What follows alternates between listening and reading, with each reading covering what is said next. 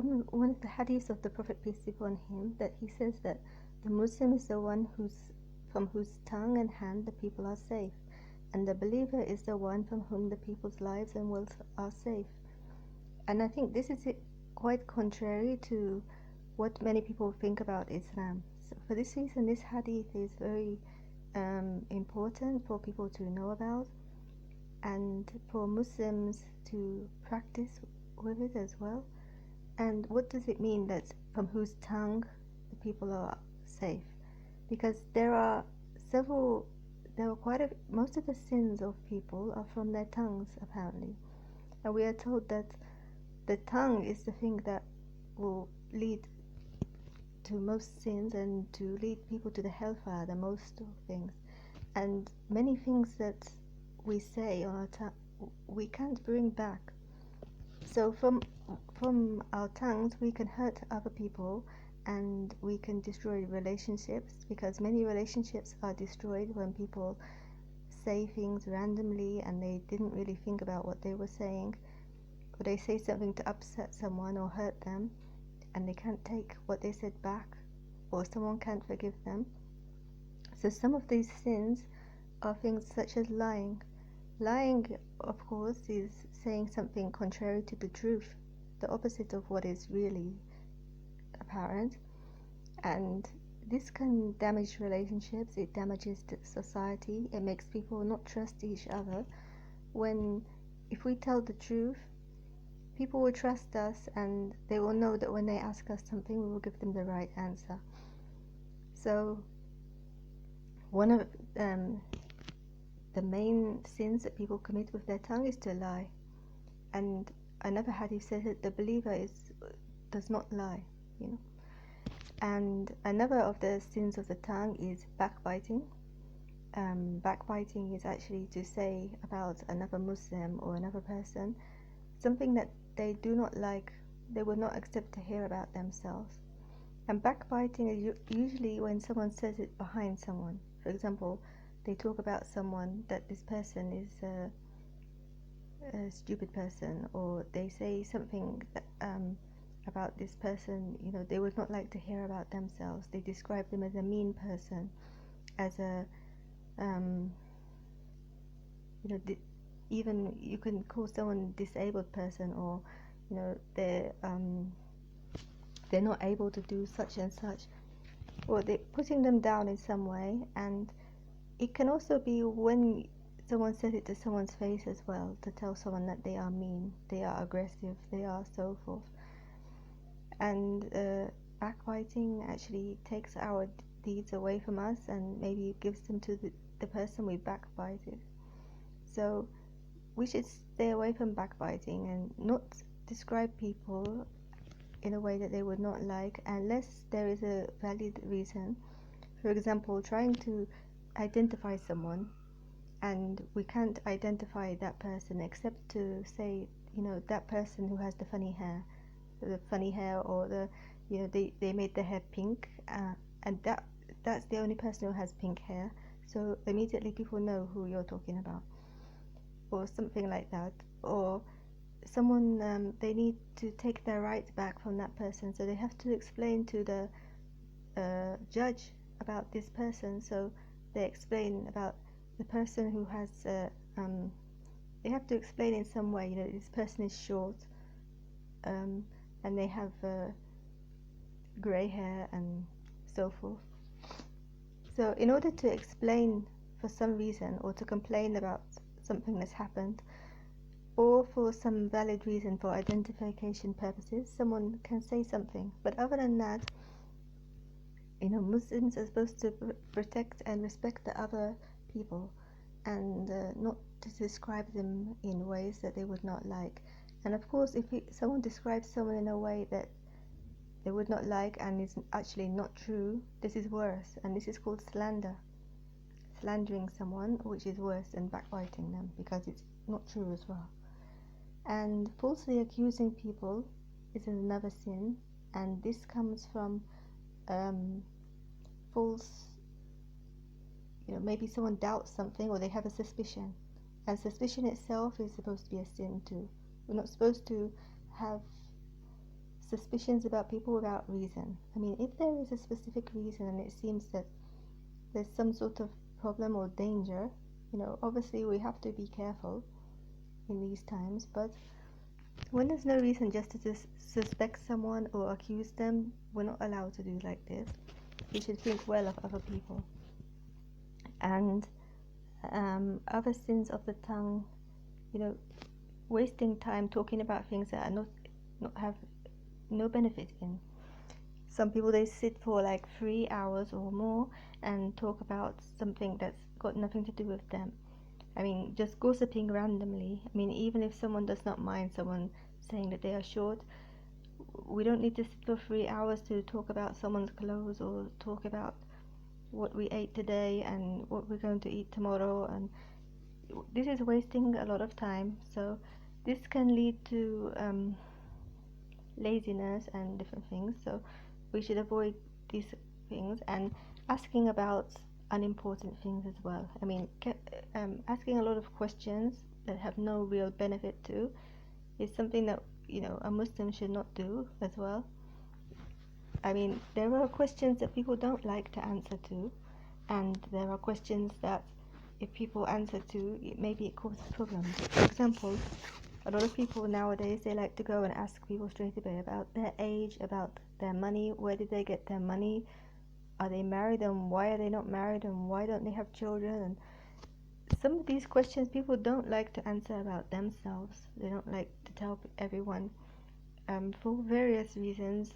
It doesn't matter how old they are or how young they are. Maybe they don't want to tell people their age, they don't want to tell people their how much money they have, and about their bank account, and about some of the problems in their lives. They don't want to tell people why they are not married, and they don't want to tell people why they don't have children yet or something.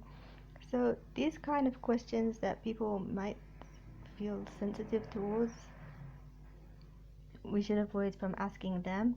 And also asking too much questions that have nothing to do with us.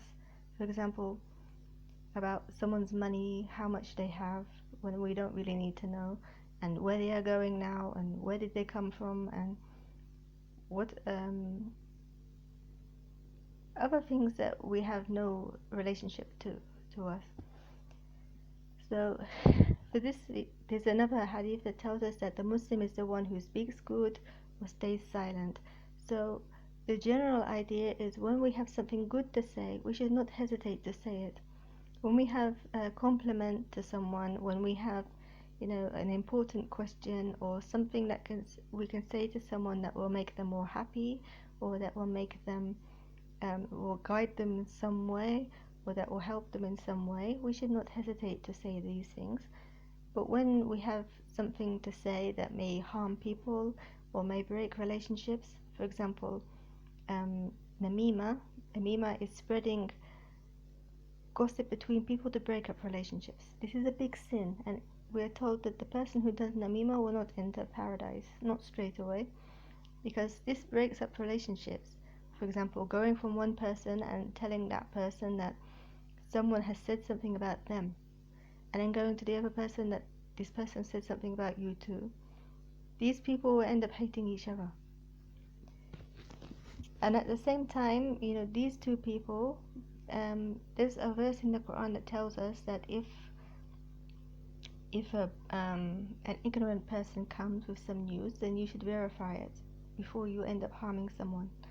So for this reason as well, if someone does come to us and tell us that someone has said something about us, then we shouldn't believe it straight away. For example, we know this person is an ignorant person, or maybe not a very good person, so we don't need to believe them straight away. Maybe we need to check, or maybe we know that this other person will not speak about us, so just ignore them. So these are the main sins of the tongue, and in general we should try to either to find something good to say, or if we're not sure, not to say anything. If we don't have an important question that's going to benefit us or other people, we don't need to ask questions about things that have nothing to do with us. And enter into other people's lives when at a level that they're not comfortable with, or something like that. So we should respect people with our tongues, and we should respect ourselves, and also with our hands. Now, how can we protect other people from our hands? People should be safe from our hands. I mean, the most obvious way people would be safe from our hands is if we do not hit them. This is the most obvious way. When our hands we are gentle and we don't raise our hands to people. This is the most obvious and clear way of understanding this hadith. But in general, yes, it means not to harm people, not to hit people and not to harm people, be rough with people. But it also means not to take their belongings and not to deal with their things without their permission as well. Anything to do with hands. For example, stealing their things, taking their properties, doing things with anything they have without their permission. All of this is not permissible. We have to take permission from people before we are involved with their things.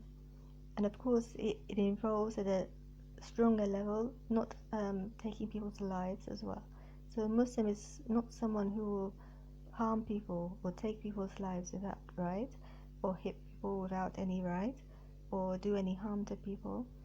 And this is clearer in the end of the hadith that says, from whom the people's lives and wealth are safe.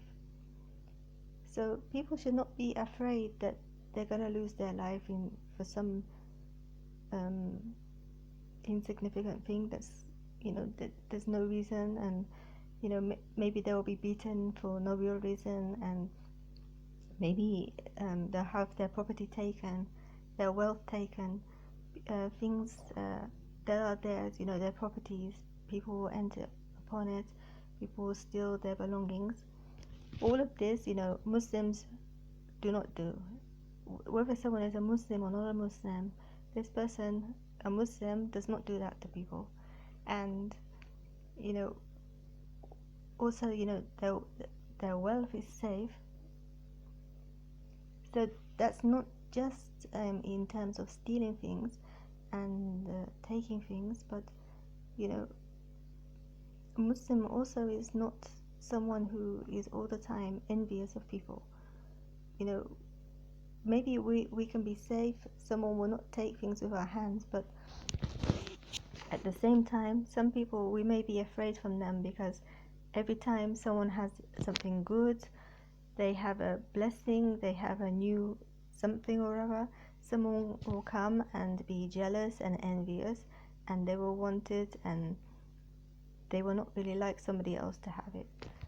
So a Muslim is not someone who is going to be envious and maybe will be afraid of what from the look that they give to you when you have something new. The Muslim will not want to take your things. A Muslim is supposed to be happy for other people to have good in their lives, and to have their own belongings, to have their own life. Even if someone has more than we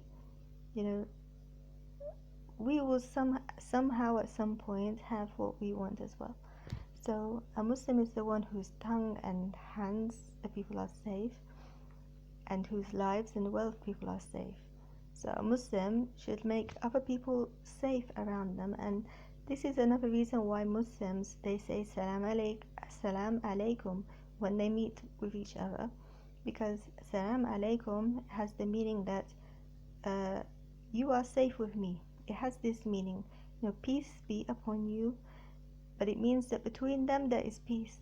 Between you and me there is peace. There is no I'm not going to take from you, I'm not going to harm you, I'm not going to backbite you, I'm not going to do these things, I'm not going to take your life, I'm not going to take your wealth, I'm not going to slander you. You can be safe from me. I will not destroy your property, and I will not harm you in any way. So this is the true meaning of how to be a Muslim, that people should be safe and feel secure in their lives and wealth.